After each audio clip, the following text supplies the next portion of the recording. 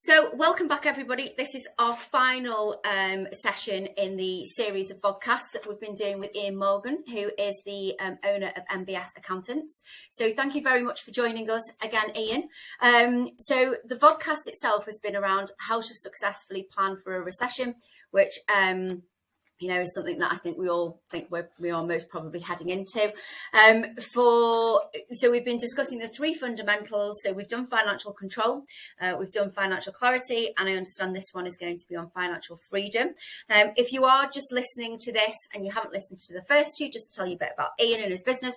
So Ian is an accountant, but not, what you can maybe class as a traditional accountant that you only speak to for your monthly accounts, yearly accounts, VAT returns, tax returns, so HMRC, all the things that people know that they need to do with their accounts. Ian and his team work very closely with their clients on understanding their clients' needs and their clients' business to help that client grow, sustain, and ultimately, if they want to exit the business. Ian's business is has a strong belief in lines of communication with their clients, and that is something that any accountant should have. You should understand your accounts and understand why your accountant is doing something for you, rather than just saying they're an accountant and they know what they're doing. Question and find out. It's your business. So I'm going to hand over to Ian, who's going to run through the final part, which is around financial freedom. Brilliant. Thanks, Sam, for the introduction. So financial freedom, it's probably a bit of a buzzword, and I think the major thing is we're all chasing it. The problem is it means different things to everybody. So in our view, when we've looked to interpret what is financial freedom, we think actually it's having the ability to do what you want, when you want, with who you want to do it with. And that means that actually there needs to be some balance between the financial rewards that you're getting from your business versus the amount of time that business is sucking up. And the reason I use the word sucking up is because actually you might be able to go, oh yeah, but the amount of time I work in the business, but you might only work, let's say, physically work 35, 40 hours a week.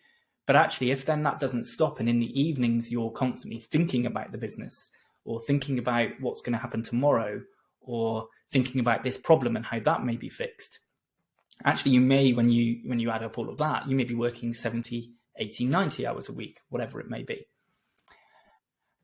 And when we first start a business, I think we've all got this great goal in mind in terms of going, actually, it's probably through frustrations, through maybe working for a boss who didn't appreciate us, or maybe working for a company or seeing other companies in the industry that aren't doing things correctly or as you think they should, or thinking that actually you've seen a bit of a gap in the market, that actually there's a different version of what's being done that can be achieved. And ultimately is to go, actually, I think I can do that better, and that I can earn more than what I'm currently earning and I can work less hours. But then actually that plan coming to reality is not very often. It usually goes the other way. The hours go up and the earnings go down. So how do you gain control? And I think the very first thing is to just look at what is financial freedom to you. If you were to fast forward 12 months down the road and you just have a quick look at what you're doing, what would you like to be able to say about yourself? How are you going to be leading that life that you can do what you want, when you want, with who you want?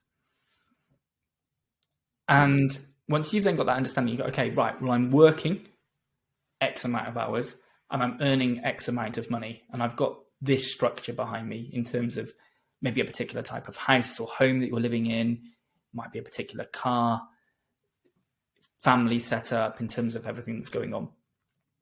But if you don't define what financial freedom is, and you don't know what direction you're going in, how do you set your business sat-nav to start directing you in the right direction?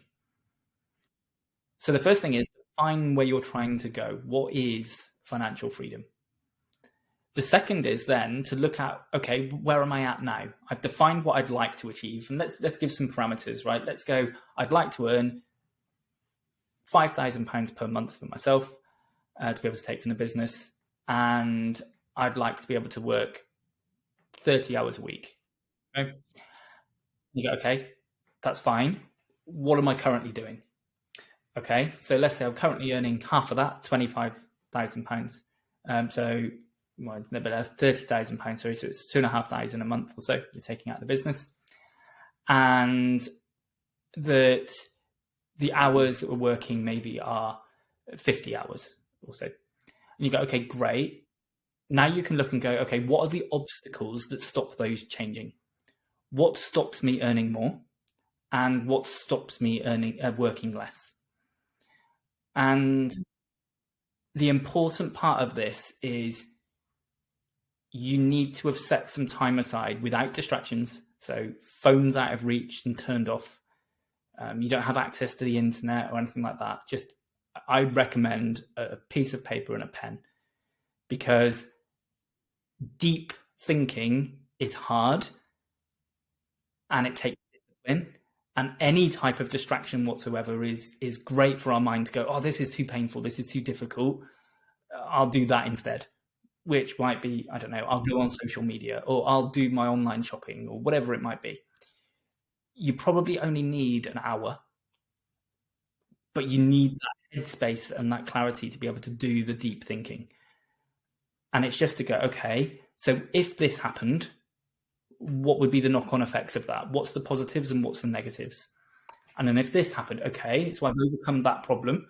And what you're trying to do is a bit like, envisage it as a bit like a hurdle race. Yeah, like actually what you need to do is to get to the end. First thing you have to do is get over hurdle 1.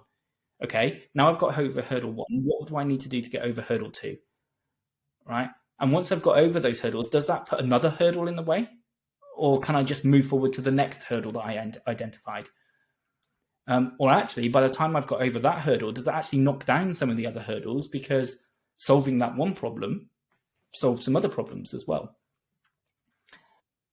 And it's not easy.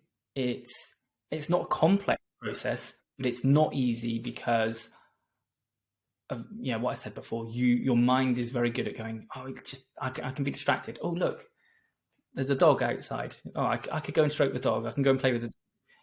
Like, no, you need to be disciplined and you need to not have the distractions, because that information is all in there. You're just not accessing it. And this is a great thing where, like, when we do financial coaching with clients, right, very, very, very rarely do we give the answer. We just ask the right questions that unlock the answers they already have but didn't know were there. It's hard to do yourself in terms of to question, because actually when you come up with an idea, because it's your own idea, straight away you go, oh, that's a great idea. But actually you have to double check yourself and go, hang on, because it came from me doesn't mean it's great. Have I missed something? Am I thinking emotionally? I know we talked about this before. Am I thinking emotionally, or am I thinking logically? And how am I just doing one more stepping stone towards what I would like things to be like in the future? And then this comes back to the other things that have been put in place, because actually the measures are, you can measure the number of hours you're working, and you can measure your financial impact, because you've got financial control, you've got up-to-date financial information, you've educated yourself, and you know how to understand all the key numbers within your business. So actually you know how that you're making progress or not to where you'd like to be. And now it's a question of going, okay, what are those stepping stones? And how do I move from one to the other to the next? And actually, when you need to document it, it needs to be written down. You can't just do it all in your head. But actually what that means is that when you get these inevitable moments where you get knocked off one of your stepping stones and you sort of fall into the water and you lose your way, once you've come through all of that, actually you can come straight back to your map of what you wrote down and go, that's the direction I was heading in. Right. How do I get myself from where I now am back to the next stepping stone? So I think with financial freedom, it is obviously something that's, I assume, why most business owners start their business, because they're passionate about a product or service, and they want some financial freedom. So it's almost strange, isn't it, that when you say that it's a really difficult thing for people to do and to put down on paper, when actually that's all that they want. And I do definitely understand, when you say that when the people come and work with you and your coaches ask those questions, that knowledge is all there. It's just, you just need somebody to trigger how you're opening up that knowledge. So I think that's a really good point for us to finish the series on. Obviously, if anybody wants to speak to Ian or any of his team or any of the coaches about financial freedom and how to unlock that knowledge and get it down on paper and move your business forward, or about how to gain that financial clarity or financial control, I know Ian and the rest of the team would be more than happy to speak to you and help you. You can find Ian on the platform, which is thedirectorschoice.com under the accountancy area. So thank you very much again.